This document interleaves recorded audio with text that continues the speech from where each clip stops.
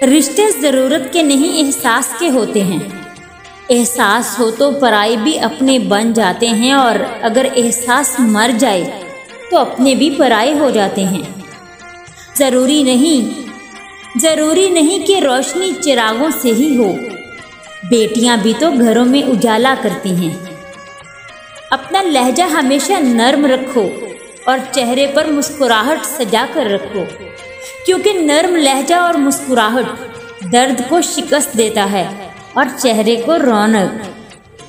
कब्रें पुरानी हो जाती हैं, मगर उन पर फातिहा पढ़ने वालों के दुख हमेशा ताज़ा ही रहते हैं। जुबान चलने लगी, लब कुशाई करने लगे, नसीब बिगड़ा तो गूंगे बुराई करने लगे। हमारे कद के बराबर न आ सके जो लोग, हमारे पाँव के नीचे खुदाई करने लगे।